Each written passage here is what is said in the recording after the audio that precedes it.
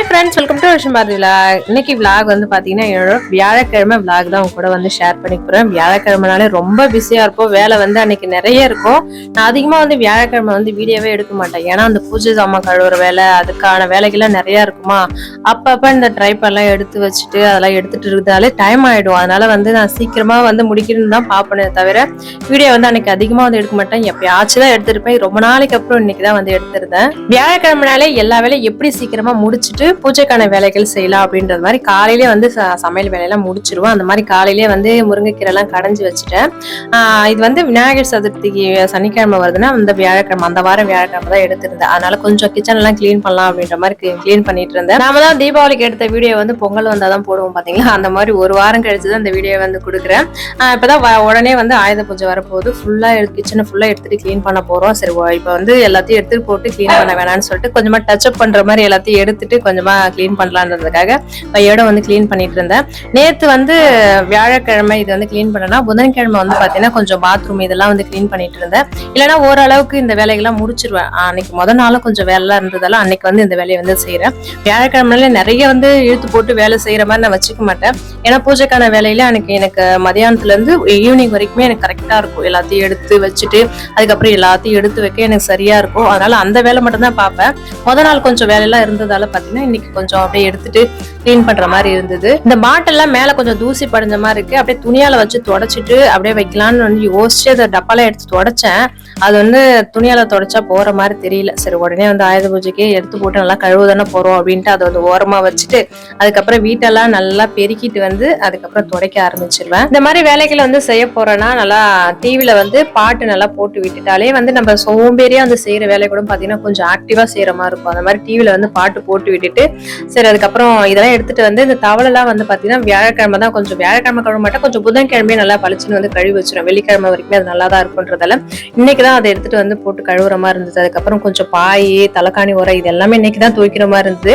அது எல்லாமே ஊற போட்டுட்டு தவளையை ஃபர்ஸ்ட் கழுவி தண்ணி பிடிச்சிட்டு அதுக்கப்புறம் வாஷிங் மிஷின்ல துணி போடலான்றதுக்காக ஃபர்ஸ்ட் அந்த வேலையை தான் பார்த்துட்டு இருந்தேன். எந்த வேலை நம்ம செய்ய போறோம்னாலும் கொஞ்சம் கஷ்டமான வேலையா இருந்தாலும் ஈஸியா இருந்தாலுமே ஃபர்ஸ்ட் நம்ம இதுதான் செய்ய போறோம், இது நம்ம செய்ய போறோம் அடுத்தடுத்துன்னு அப்படின்னு பிளான் பண்ணி வச்சிட்டாலும் நம்மளுக்கு வந்து அப்படியே ஒரு தயக்கம் இல்லாம நம்ம உட்காந்து ஒரு சோர்வு இல்லாம நம்ம கடகடன்னு செஞ்சிடலாம். அது மாதிரி ஃபர்ஸ்ட் வந்து அதெல்லாம் வந்து பாத்தீங்கன்னா இங்க இருக்கிறது ஃபுல்லாவே வந்து நாங்க கீழே தான் எடுத்துட்டு போய் வாஷிங் மிஷின் இருக்கிற இடத்துல எடுத்துட்டு போய் போட்டு வச்சிருக்கேன்.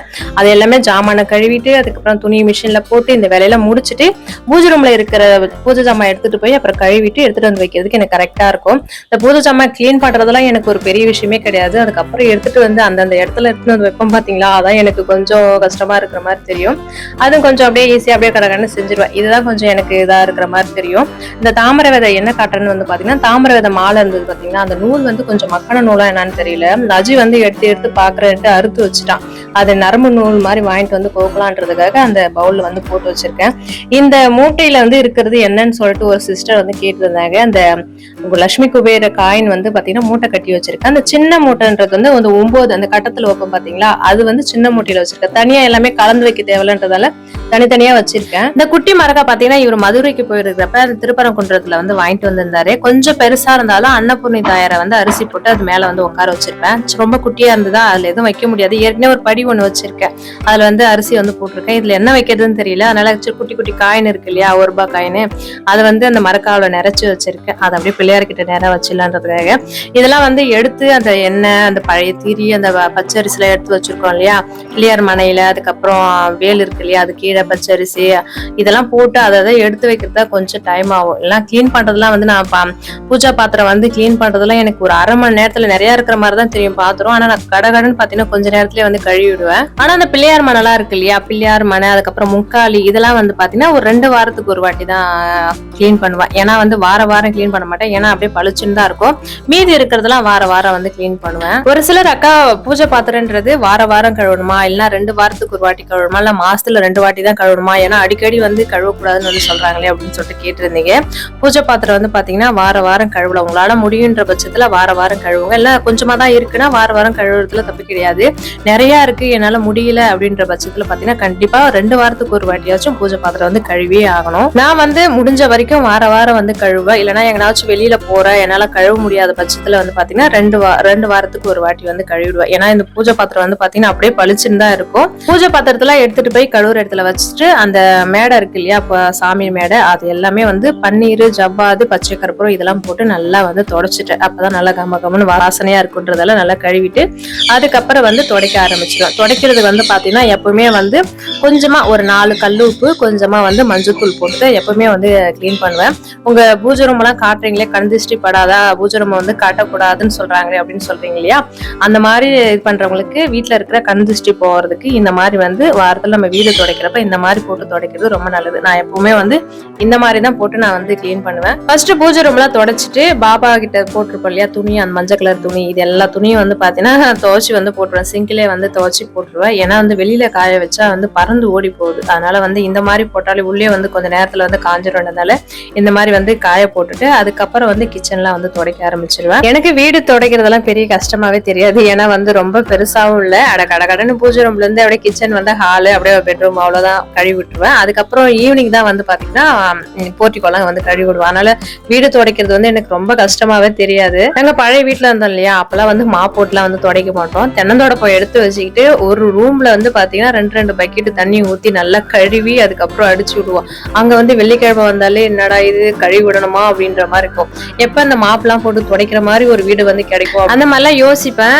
அங்க வந்து ஏன்னா தொடப்பத்தால தண்ணி விட்டு கழுவுறதுலாம் ரொம்ப கஷ்டம் இல்லையா, தண்ணி போய் தூக்கிட்டு வந்து ஒரு 2-3 வாட்டி வந்து தண்ணி விட்டு கழுவணும் அப்படின்ற மாதிரி எனக்கு கஷ்டமா இருக்கும். இந்த மாப்பெல்லாம் போட்டு துடைக்கிறாங்களே, அந்த மாதிரி நம்ம துடைக்கிறதுக்குலாம் வாய்ப்பு கிடைக்காதா அப்படின்ற மாதிரி. ஏன்னா இப்பெல்லாம் வந்து இந்த டைல்ஸ் தரையெல்லாம் அந்த அளவுக்கு வந்து அழுக்கு தெரியாது. அது வந்து சிமெண்ட் தரன்றப்ப பாத்தீங்கன்னா எத்தனை வாட்டி தண்ணி ஊத்தி கழுவுனாலும் பாத்தீங்கன்னா அது மட்டும் அழுக்கு வந்து போயிட்டே தான் இருக்கும். அது கூட கழுவிட்டா பாத்தீங்கன்னா அந்த தரை சிலையா வேற பேந்துட்டு வந்து போயிடும். அதுக்கப்புறம் காயறதுக்கு வேற டைம் ஆகும். இந்த மாதிரிலாம் வந்து வெள்ளிக்கிழமைனாலே எனக்கு ஏண்டாப்பா அப்படின்ற மாதிரி தான் இருக்கும்.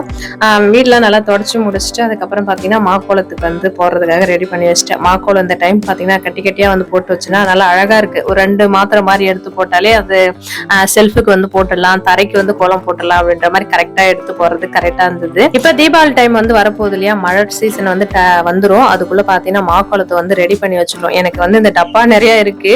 எனக்கு வந்து ஒரு 2-3 வாரத்துல இது வந்து காலி ஆயிடும். அதுக்கப்புறம் பாத்தீங்கன்னா ஊற வச்சு அரைச்சு வச்சிடணும். எனக்கு இந்த மாதிரி அரைச்சு வச்சாதான், இல்லைன்னா வந்து நான் வீடு எல்லாம் தொடச்சு முடிச்ச பிறகு அதுக்கப்புறம் தான் வந்து அரிசி ஊற வச்சு நம்ம அரைக்கணும் அப்படின்றது ஞாபகம் வரும். அதனால டைம் எடுக்குன்றதால ஞாபகம் இருக்கிறப்பே பாத்தீங்கன்னா இது வந்து அரிசி மாவு வந்து அரைச்சு வச்சிருவேன்.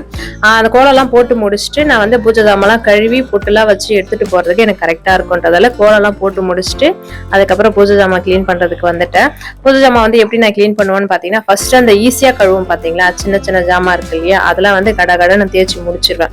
தேய்ச்சி உடனே வந்து கழுவி தண்ணியில வந்து போட்டு வச்சிருவேன். இல்லைன்னா ஒரு சில டைம்ல வந்து பசங்க வீட்டுல இருந்தாங்கன்னா ஒரு பாத்திரமா கழுவுறேன்னா பசங்க கிட்ட துணி கொடுத்து அதை வந்து தொடச்சு வைக்க சொல்லிடுவோம். இப்ப வந்து நான் கழுவிட்டு இருக்க முடியாது, துடைக்கணும் அப்படின்றதுனால பாத்தீங்கன்னா தண்ணியில வந்து போட்டு வச்சுட்டு எல்லாத்தையும் ஒன்னா கழுவி முடிச்சுட்டு அதுக்கப்புறம் எடுத்துட்டு போய் வைப்பேன். இந்த மாதிரிதான் வந்து நான் செய்வேன். நான் பூஜை பாத்திரம் கழுவுறதுக்கு வந்து யூஸ் பண்றது வந்து பாத்தீங்கன்னா வெறும் புளி, சபினா, இது மட்டும்தான். வந்து இன்னுமும் வந்து நிறைய பேர் பளிச்சுன்னு இருக்கு, என்னதான் போட்டு கழுவுறீங்க அப்படின்னு சொல்லிட்டு கேட்டுட்டே இருக்கீங்க. என்கிட்ட இருக்கிறது வந்து பாத்தீங்கன்னா புளி, சபினா மட்டும் தான் போட்டு தேய்ச்சிப்பேன். ஃபர்ஸ்ட் வந்து ஈஸியானதெல்லாம் போட்டு தேய்ச்சி கழுவி முடிச்சுட்டு அதுக்கப்புறம் போயிட்டு கொஞ்சோண்டு மட்டும் தான் வீடியோல வந்து காமிச்சிருக்கேன். ஏன்னா வந்து ட்ரைபேட் வந்து கொஞ்சம் சின்ன இடம் வந்து கீழே தண்ணியில கீழே விழுந்துற போகுதுன்றதால பாத்தீங்கன்னா சும்மா ஒரு கிளிப்பு மட்டும் எடுத்துட்டு அது கழுவி முடிச்ச பிறகுதான் வந்து எடுத்திருந்தேன். இன்னொன்னு நான் பூஜை பாத்திரம் தேய்க்கிறதுக்கு வந்து பாத்தீங்கன்னா எதுவுமே யூஸ் பண்ண மாட்டேன், வெறும் கையால தான் வந்து தேய்ப்பேன். அது என்னவோ தெரியல, ஒரு சிலர் வந்து கையால தேய்க்காதீங்கக்கா, கை வந்து தேஞ்சிரும், நீங்க பஞ்சு எதனா யூஸ் பண்ணுங்க, தேங்காய் பஞ்சாச்சும் யூஸ் பண்ணுங்கன்னு சொல்லிருந்தீங்க. அது என்னவோ எனக்கு செட் ஆக மாட்டேங்குது. எனக்கு கையால போட்டு தேய்ச்சாதான் அது என்னவோ பளிச்சுன்னு இருக்கிற மாதிரி தெரியுது. பிரியா சிஸ்டர், தனப்பிரியா சிஸ்டர் கூட பாத்தீங்கன்னா எதோ மெத்தட் வந்து ட்ரை பண்ணி பார்த்தாங்களா, அந்த அளவுக்கு பளிச்சுன்னு இல்லையா. நான் எப்படி கையால போட்டு புளி சபினா போட்டு தேய்ச்சனோ அதே மாதிரி தேய்ச்சி பார்த்தாங்களா, இப்ப சூப்பரா பளிச்சுன்னு இருக்கா, 2 வாரம் வரைக்கும் கருக்காம நல்லா இருக்கு, உங்க மெத்தட் தான் யூஸ் பண்ணா நல்லா இருக்குன்னு வந்து சொல்லியிருந்தாங்க.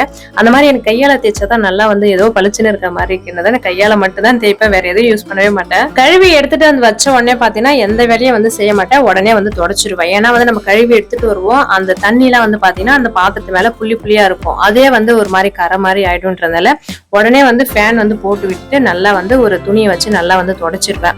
தொடச்சு முடிச்சுட்டு ஓரளவுக்கு வந்து வெயில் வந்து வாசல்ல இருக்குன்னா வெயில் எடுத்துட்டு வந்து வச்சிருவேன். அது இன்னுமே வந்து தண்ணிலாம் எல்லாமே நல்லா பளிச்சுன்னு இருக்கும்.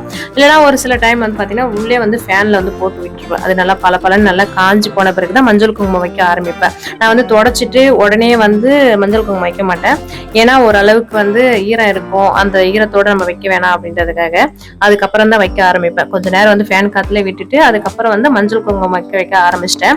ஒரு சிலருக்கு வந்து மஞ்சள் குங்குமம் வந்து வச்சா பாத்தீங்களா, இந்த பூஜை பாத்திரமா இருக்கட்டும், அந்த போட்டோ போட்டோலாம் வந்து கீழே விழுந்துரும், பொத்து பொத்துனே வந்து கீழே விழுந்துரும். எனக்குமே அப்படிதான் ஒரு சில டைம்ல வந்து மேல வந்து பெருமாள் போட்டோ மாட்டிருக்கேன் இல்லையா, அங்க இருந்து பொத்துன்னு வந்து கீழே விழும். அதுக்கப்புறம் அந்த மாதிரி விழுறதுக்கு வந்து பாத்தீங்கன்னா கொஞ்சமா மஞ்சத்தூள் வந்து எடுத்துக்கிட்டு அது கூட வந்து ஒரு கட்டி வந்து சந்தனம் வந்து சேர்த்துக்கோங்க. அந்த மாதிரி சேர்த்து கொஞ்சமா பன்னீர், ஜவ்வாது, பச்சை கற்பூரம் இதெல்லாம் சேர்த்து வைக்கிறப்ப நல்லா கம கமன்னு இருக்கும்.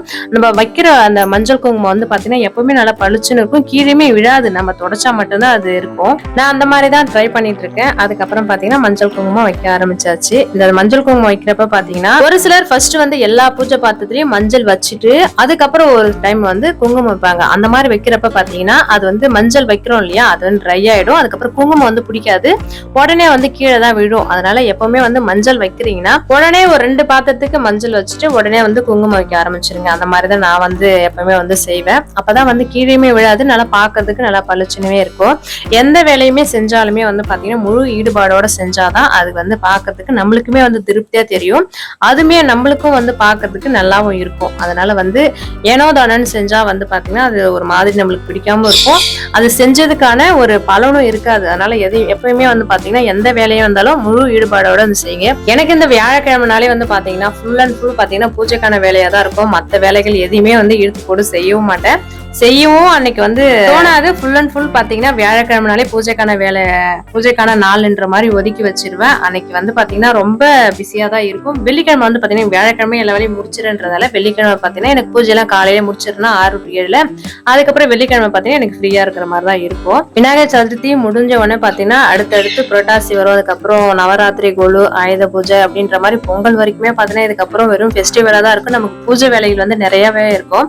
அதை பார்த்து வந்து நம்ம பாத்தீங்கன்னா நம்ம தான் வந்து கொஞ்சம் முன்னாடி நம்மளால முடிஞ்ச வரைக்கும் பாத்தீங்கன்னா கொஞ்சம் கொஞ்சமா நம்ம செஞ்சு வச்சுக்கணும். பூஜை பாத்திரம்லாம் குங்குமம் வச்சுட்டு எடுத்துட்டு போய் பூஜை ரூம்ல வைக்கல. ஏன்னா பசங்க வந்த பிறகு பாத்தீங்கன்னா பூஜை ரூம்ல இருந்தா ஒன்னொன்னா எடுத்துட்டு வந்து கொடுப்பாங்க. ஏன்னா நான் வந்து நடந்து நடந்து எடுத்துட்டு போய் வைக்கணுன்றதால பசங்க ஸ்கூல் விட்டு வந்தா எடுத்துட்டு வந்து கொடுப்பாங்க. நான் அழகா வந்து அங்கேயே நின்று வந்து அழகா எடுத்து வச்சிருவேன். இந்த மாதிரி எடுத்துட்டு வந்து வைக்கிறது தான் எனக்கு கொஞ்சம் சிரமமா இருக்குன்றதால அவங்க வரட்டும்ன்றதால அப்படியே வச்சுட்டு கொஞ்சம் போர்ட்டிக்கோலாம் கழுவிடலான்றதுக்காக வந்துட்டேன். போர்ட்டிக்கோ வந்து பாத்தீங்கன்னா தொடச்சு மாப்போட்டு தொடச்சாலாம் வந்து மண்ணா இருக்கும், அதனால கழுவி விட்டுருவேன். எப்பவுமே ஈவினிங்கே இந்த மாதிரி எப்பவுமே வந்து கழுவி விட்டுருவேன். அப்பதான் காலையில எழுந்திரிச்சு வாசல் தெளிச்சு கோலம் போட்டோன்னா நிலைவாசல் அலங்காரம் பண்றதுக்கு எனக்கு கரெக்டா இருக்கும். ஏன்னா நாய்க்குட்டிங்களா இருக்கும், அப்ப வந்து என்னால துடைக்க முடியாததான் ஈவினிங்கே வந்து நான் தொடச்சி வச்சிருவேன்.